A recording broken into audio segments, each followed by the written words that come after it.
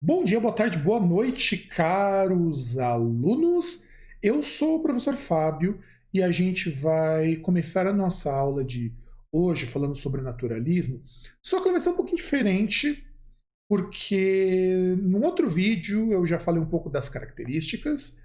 Eu vou contar agora o que falta, né, dessas características, caso você já tenha visto aquele vídeo. Se você não viu, você pode ver depois desse, não tem diferença a ordem, até porque eu vou comentar um pouquinho das características também. Mas na aula de hoje eu vou falar sobre o naturalismo em contexto, ou seja, a gente vai conversar um pouquinho sobre o naturalismo enquanto estética e quanto movimento de uma determinada época. Então acompanhe bem esta aula e vamos começar. E deixa eu aproveitar também, e estou inaugurando um fundo diferente, acho que é um pouco melhor, um pouco mais condizente com a nossa natureza de aula. Então vamos começar falando sobre o seguinte. Tem uma citação do Émile Zola que diz assim: o romancista é constituído por um observador e por um experimentador. E por que isso aqui é importante? Por que a gente precisa observar isso para a gente falar sobre o naturalismo? Os romances naturalistas, como aparece também no outro vídeo, eles são considerados e são chamados também pelos próprios autores de romances de tese. Então, o que o Zola ele quis dizer com observador e experimentador? Porque é uma mudança com relação aos realistas. Os realistas, na visão do Zola, são apenas observadores. E num texto que ele vai falar sobre o romance experimental, ele vai comentar sobretudo por que isso acontece. Então, vamos contextualizar essa frase aqui primeiro. Quando ele vai colocar o romancista como observador, ele quer dizer o seguinte: todo romance é baseado na observação da realidade. Eu acho que isso já deve ter ficado claro para vocês em vários momentos, mas eu acho que é importante a gente frisar aqui. Então, para os realistas e também para os naturalistas, o romance é uma observação da realidade. Só que o naturalista ele vai dar um passo um pouquinho à frente e vai dizer o seguinte: olha, com base no que a realidade me diz, então o que vai acontecer se eu colocar os personagens em determinadas situações? Então, vamos pensar no seguinte.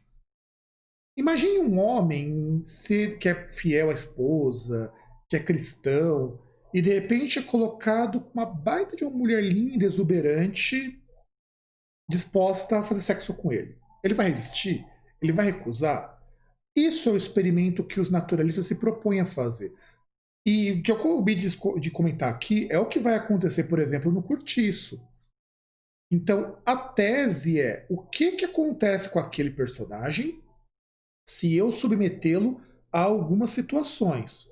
Ele vai permanecer fiel, íntegro à sua natureza? Ele vai mudar? Então, quando a gente está falando sobre naturalismo, a gente tem que pensar, sobretudo, na ideia de que os personagens são como sujeitos dentro de uma experiência cujo controle está na figura do narrador. É o narrador que controla o que os personagens fazem, o que os personagens vão se fazer.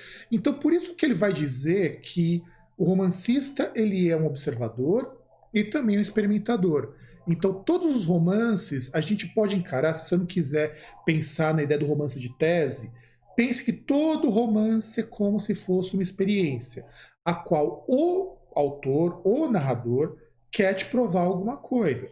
Então, quando você vai, por exemplo, ler o Germinal, o Cortiço, o Bom Crioulo, do Adolfo Caminha, eles são experiências.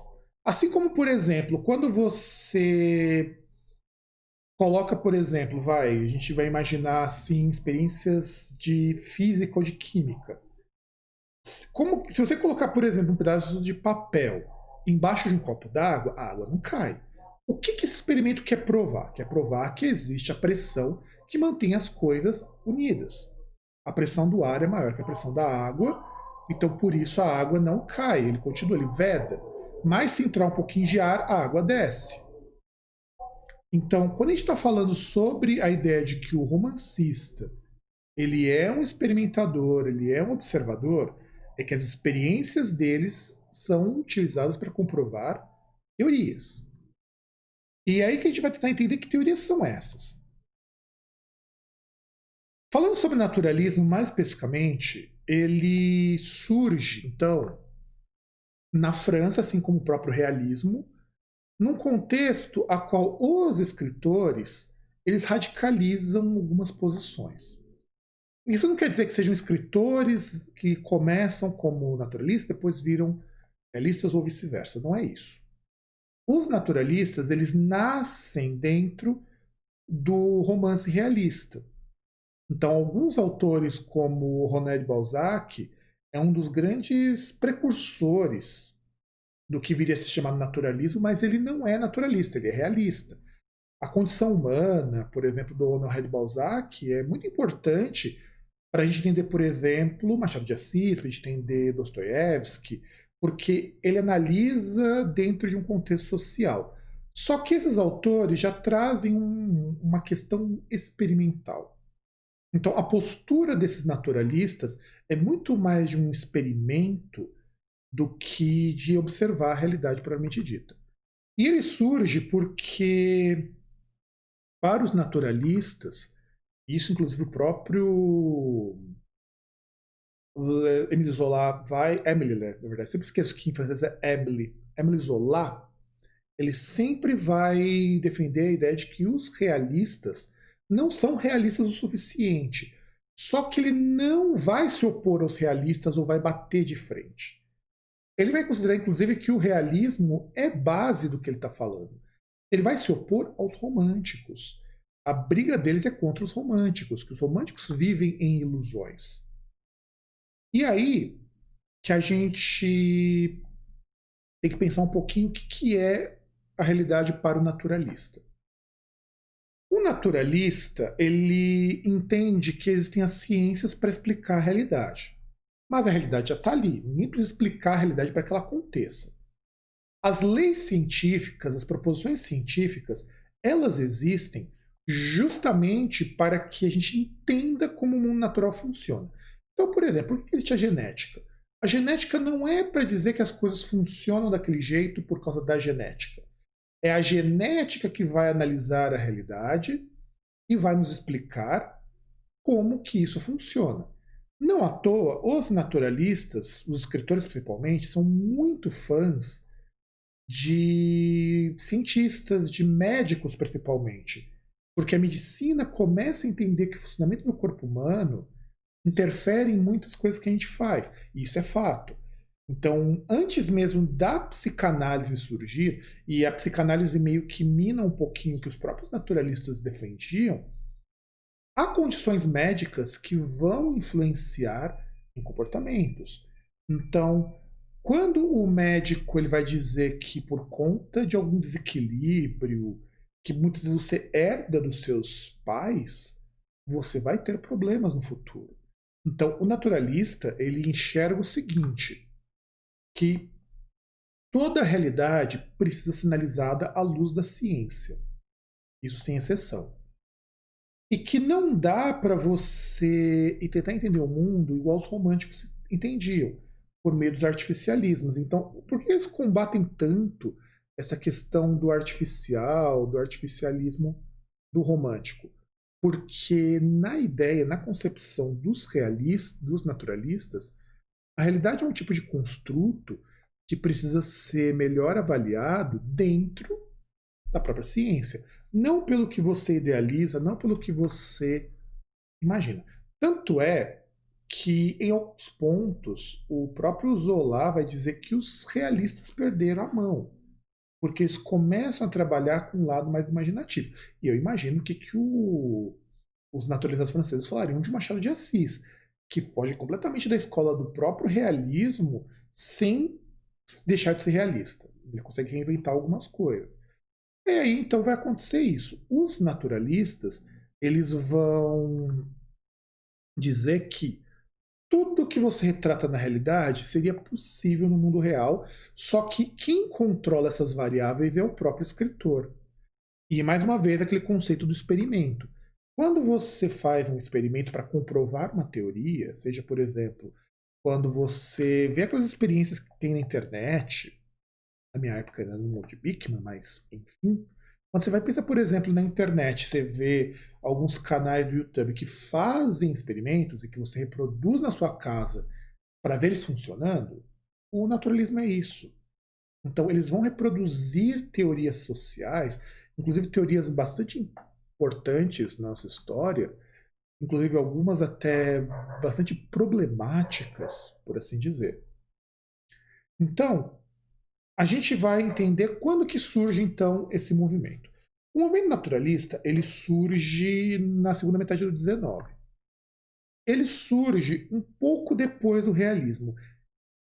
Não dá para precisar exatamente quando que o naturalismo surge. Aliás, mesmo o realismo é difícil de você precisar. A gente diz que o livro do Flaubert, o Madame Bovary, é o primeiro romance realista, mas ele não é o primeiro livro realista. Assim como, por exemplo, o Germinal do Émile Zola não é o primeiro livro do naturalismo. Ele é o primeiro livro considerado naturalista. Então, assim, a gente pega sempre por aproximação. E os dois movimentos eles acontecem muito próximos. Não é do tipo assim, acabou o realismo e começa o naturalismo.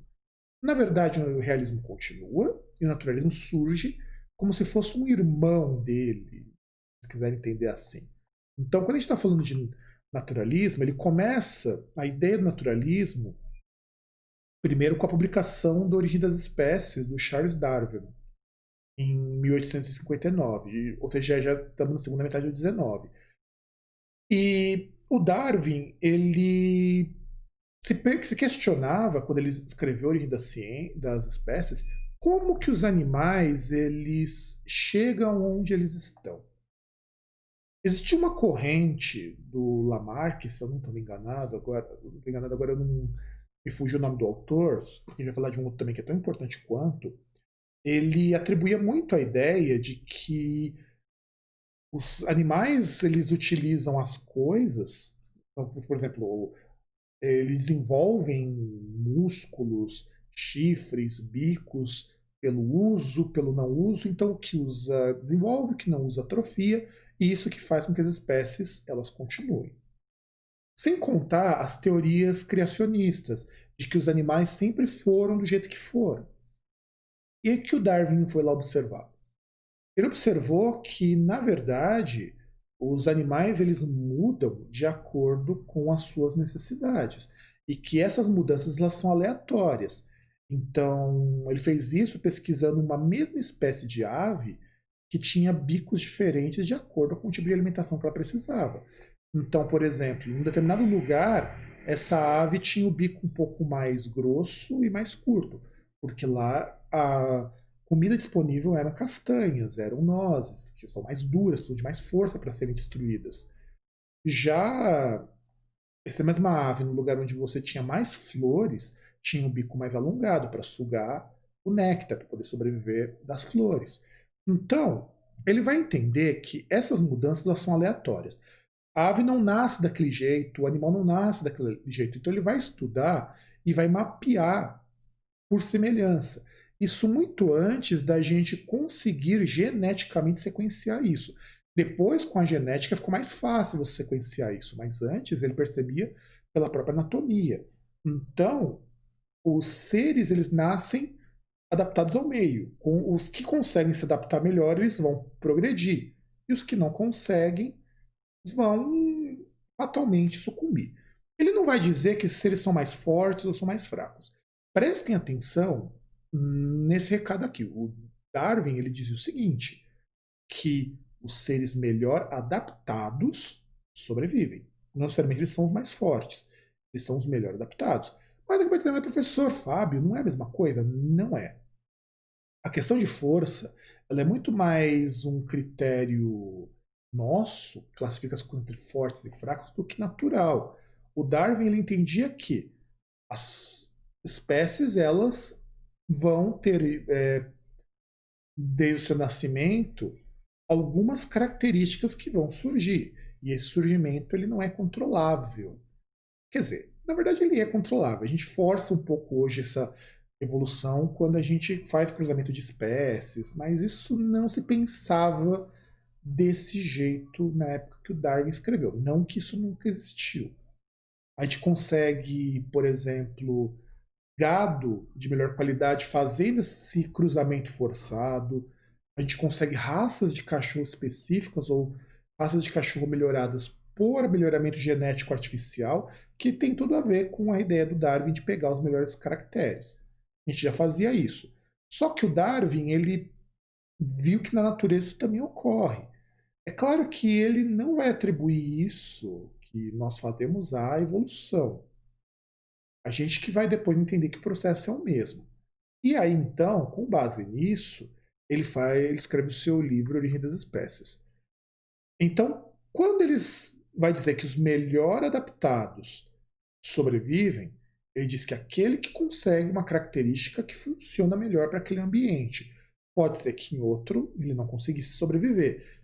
Só que aí, antes do Darwin, existe uma concepção, aliás, os naturalistas, a partir do Darwin, eles concebem que o ser humano ele é um animal em evolução. E ele é um animal em evolução porque tudo o que ele faz é buscando a própria sobrevivência. Então, nisso vai dar origem a uma teoria que não é muito legal, não é o tema, não vou falar nisso nesse vídeo, mas não é muito legal, que é o darwinismo social. O darwinismo social surge aqui também.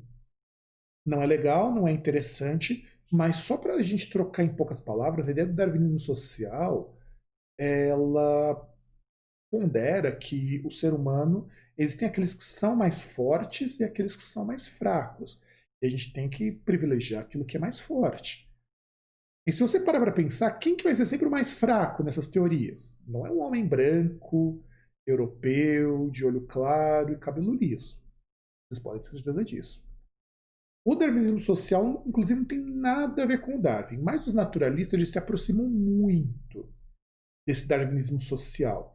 Porque quando eles vão analisar os personagens, quem serão os personagens que vão ter que mostrar que são aptos ao ambiente? São sempre pessoas mais pobres. É por isso que, para muita gente, os naturalistas eles são um bocado problemáticos. Porque o naturalismo, entre outras coisas, permite que certas teorias xenófobas, inclusive, elas venham à tona. Então isso acontece eventualmente dentro do naturalismo. Mas não é a ideia nem do autor maior, que a gente vai falar sobre ele, sobre o Zola mais para frente. Então, quando a gente está falando sobre o naturalismo, a gente está pegando uma teoria da evolução darwinística, ou darwiniana, aí eu não sei qual é o termo em português mais adequado, e aí a gente pensa sempre que o ser humano é um animal em evolução. O ser humano é um animal que tem que se adaptar à situação a qual é colocada e que vai fazer as coisas de acordo com as circunstâncias. Então, as teorias determinísticas vão ser reforçadas pelo darwinismo. Isso na visão dos escritores. Então, eles utilizam isso por quê? Porque eles querem acabar com aquela visão mais religiosa do ser humano. Que o ser humano ele nasce predisposto ao bem, nasce predisposto ao mal, nasce voltado a ser isso ou ser aquilo. Eles querem acabar. Para eles, essa visão não é uma visão legal, não é uma visão que funciona. Então, por isso que eles vão fazer isso. E aí, a gente tem que pensar que antes do Darwin, a gente tem um outro filósofo, que é o Herbert Spencer, que ele vai ter uma teoria de que o mais forte sobrevive. Você já deve ter ouvido isso em várias produções culturais. Para quem gosta de anime, nós temos isso no Rurouni Kenshin, ou Samurai X. E vários vilões que a gente tem hoje, até mesmo o Thanos lá do Vingadores, eles se baseiam muito nessa teoria do Spencer, de que os mais fortes precisam sobreviver. E os mais fracos precisam ser eliminados para que eles abram caminho para as pessoas mais fortes continuarem. E essa filosofia do Spencer é horrorosa, hoje ela é horrorosa. Só que como que o Spencer chegava nessa conclusão? Ele concluía, e isso vocês vão ver muito, ó, duro de gravar à tarde é isso, ó, vocês estão ouvindo barulho de carrinho, período eleitoral, e eu não vou editar esse vídeo não. Então vamos lá. Quando a gente fala desse período, então, do filósofo do Herbert Spencer, como que o Spencer chega nisso? O Spencer ele concebe que os seres humanos estão constantemente competindo uns contra os outros. Essa é a concepção spenceriana. E nessa competição, os melhores ganham. É simples assim. A teoria dele não é tão simples. O sistema do Spencer é bem mais complexo. Mas, em resumo, o Spencer ele vai dizer que o ser humano está competindo sempre contra o próximo. Isso faz parte muito de algumas teorias até bastante românticas sobre o ser humano. Só que ele tinha uma visão bastante idealista desse ser humano rude, desse ser humano propenso ao próprio pecado, porque essas são as qualidades que se espera de alguém que vá sobreviver.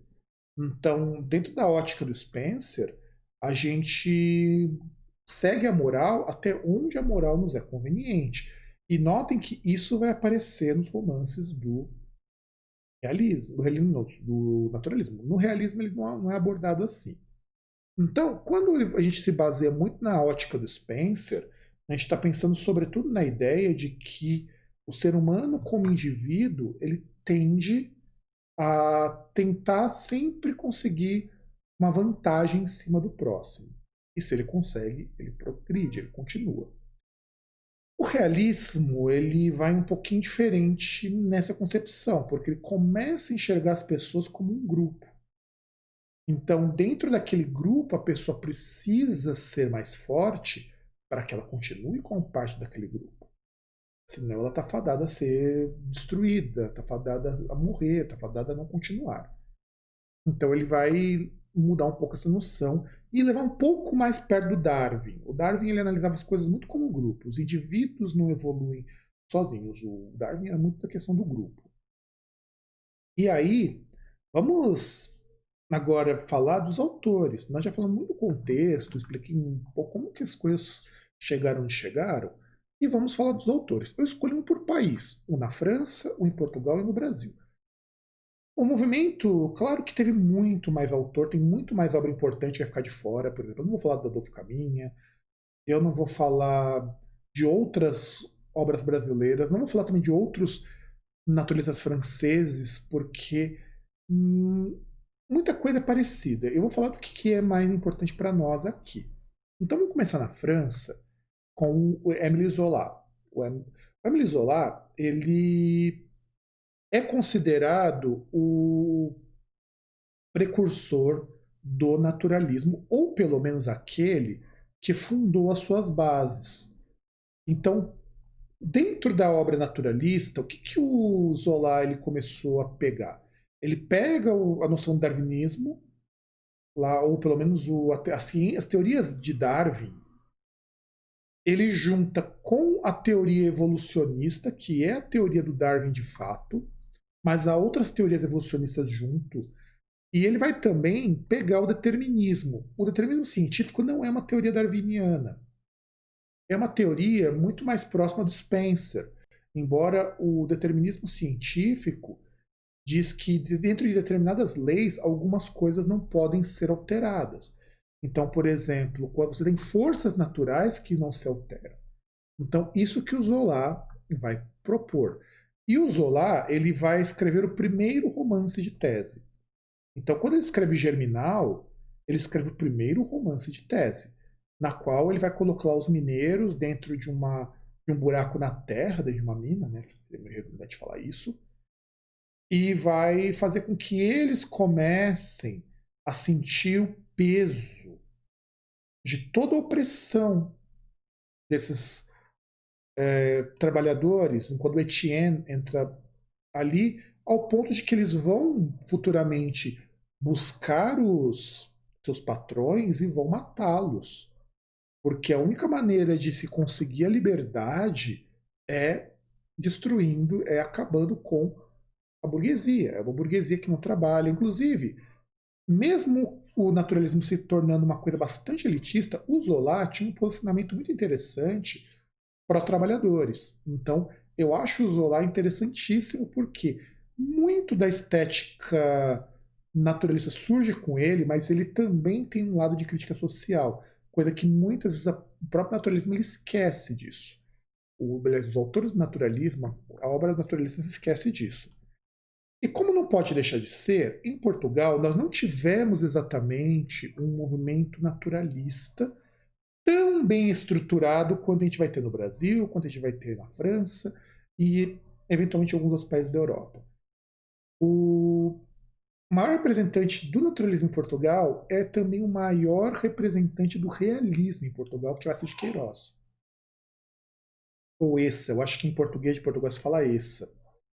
Então, o Eça de Queiroz, ele inaugura a estética do realismo, mas muito do naturalismo aparece nas suas obras, sobretudo quando pega as figuras mais populares.